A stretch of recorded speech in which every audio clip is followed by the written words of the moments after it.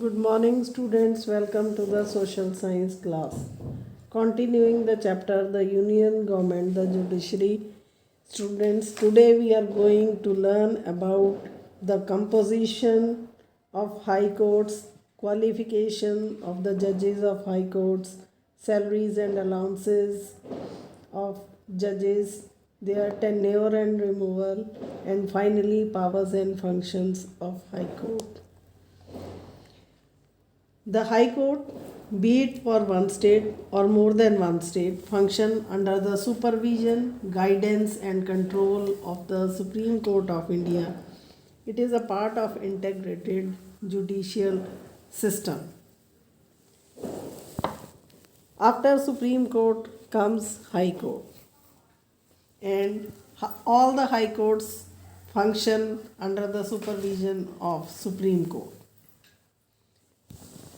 High Court may be for one state or it may be combinedly for two states. It depends upon the population of that very state. If population is less, two states can have a combined high court. Now we will study about composition. The High Court consists of a Chief Justice, just like as Supreme Court, and like Supreme Court, it has also some other judges. The number of judges varies from state to state. It depends upon the size and population of that very state. The Chief Justice of a High Court is appointed by the President of India in consultation with the Chief Justice of the Supreme Court and the Governor of the concerned state. High Court के chief justice की appointment president द्वारा supreme court के chief justice की सलाह से और उस state के गवर्नर की सलाह से की जाती है. Similarly, the other judges are also appointed by the President on the advice of the Chief Justice of India, the Governor of the state and the Chief Justice of the High Court of the concerned state. High Court के दूसरे जजेस की नियुक्ति भी president द्वारा supreme court के chief justice, उस state के गवर्नर और हाई कोर्ट के चीफ जस्टिस की सलाह से की जाती है. Now we come to qualifications to become a judge of High Court. The qualification required are as follows. Number 1, the person must be a citizen of India. Second one, he may have worked as an advocate in one or more high courts for at least 10 years, or he may be a holder of a judicial office in subordinate court for a period of 10 years. या तो उस व्यक्ति ने किसी high court में 10 साल के लिए एडवोकेसी की हो या फिर किसी सबॉर्डिनेट कोर्ट के अंदर वो 10 साल के लिए किसी judicial post, higher judicial post के ऊपर रहा हो. Next come emoluments. Emoluments means salaries and other allowances. The government has set the salary of the Chief Justice of a High Court at rupees 2.5 lakhs per month, whereas other High Court judges at rupees 2.25 lakhs per month. Chief justice की monthly salary 2.5 lakh रुपए है, जबकि other जजेस की 2.25 लाख रुपए प्रति माह salary है. इस सैलरी के अलावा उन्हें कई तरह की प्रिविलेजेस यानी सुविधाएं दी जाती हैं, जैसे कि रहने के लिए फ्री रेजिडेंस, ऑफिशियल कार और दूसरे allowances. Now we come to tenure and removal. जैसा कि हम जानते हैं कि सुप्रीम कोर्ट के जजेस 65 ईयर्स ऑफ एज तक अपनी पोस्ट पर रह सकते हैं इसी तरह हाई कोर्ट के जजेस 62 ईयर्स ऑफ एज तक अपनी पोस्ट के ऊपर रह सकते हैं। अ जज में continue to remain in office till the attainment of 62 years of age. Now we come to removal. The जजेस of the High Court can be removed from office by the President of India in the same manner as the judges of the Supreme Court through impeachment। जिस तरह supreme court के जजेस को impeachment की process के द्वारा ही हटाया जा सकता है, उसी तरह हाई कोर्ट के जजेस को भी इम्पीचमेंट प्रोसेस द्वारा ही हटाया जा सकता है। Unlike the judges of the Supreme Court, a retired High Court judge may practice in any High Court but not before any lower court or in the same High Court।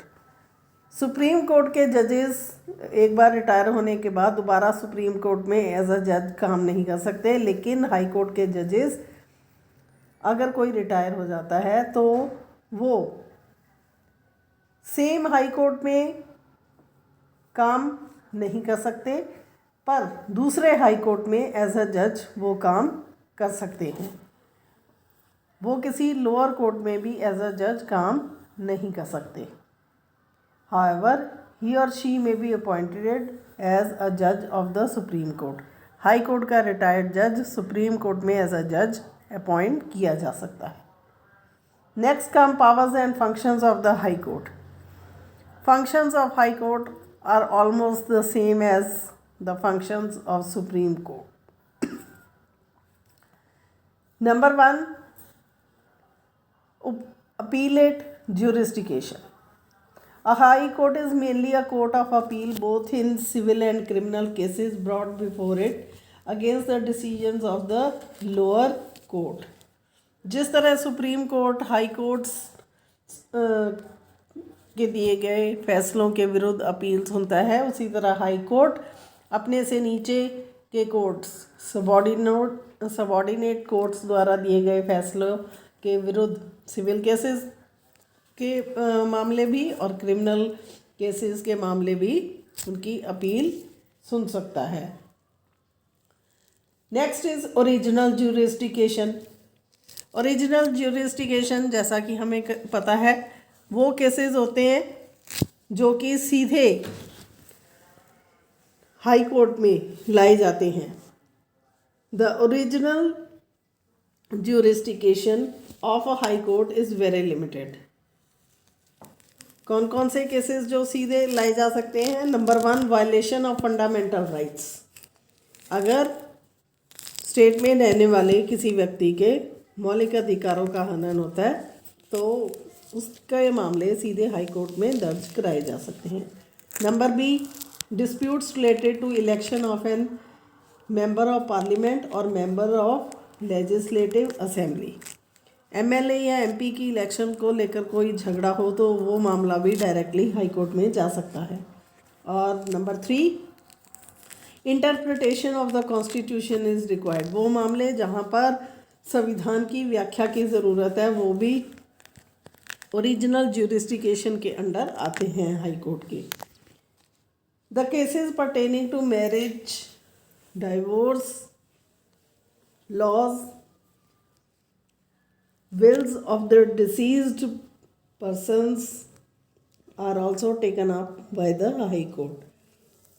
शादी, तलाक और मरे हुए व्यक्ति की वसीयत से संबंधित केसेस भी हाई कोर्ट में पेश किए जाते हैं। The High court also has the power of judicial review. Supreme court की तरह ही हाई कोर्ट के पास भी जुडिशियल रिव्यू की ताकत है। यदि स्टेट लेजिस्लेटिव असेंबली कोई ऐसा कानून बनाती है जो कि संविधान के अनुसार नहीं है तो ऐसे में हाई कोर्ट उसको रिव्यू करके उसे नल एंड वॉइड घोषित कर सकती है। It can transfer to itself those cases where substantial question of law is involve and require interpretation of the constitution. अपने आप उन मामलों को ले सकती है जिनमें संविधान की व्याख्या की ज़रूरत है। Next come supervisory jurisdiction. All the subordinate courts in the state concerned function under the control and guidance of the High Court of the state. राज्य की सभी छोटी अदालतें हाई कोर्ट्स की देखरेख में काम करती हैं। Number 5th function is court of record. Supreme court की तरह हाई कोर्ट भी कोर्ट ऑफ रिकॉर्ड की तरह काम करता है। It has the power to punish for contempt of itself. All decisions of the High Court are binding on lower courts who are bound to follow them. They are cited as precedents. High court की सारी proceedings को record करके रखा जाता है और उसके सारे फैसले उदाहरण के तौर पर लोअर कोर्ट्स फॉलो करती हैं। तो इस तरह आज हमने हाई कोर्ट्स की बारे में पढ़ा। अगले सेशन में हम सबऑर्डिनेट कोर्ट्स, लोक अदालत और पब्लिक इंटरेस्ट लिटिगेशन के बारे में पढ़ेंगे। तब तक के लिए धन्यवाद।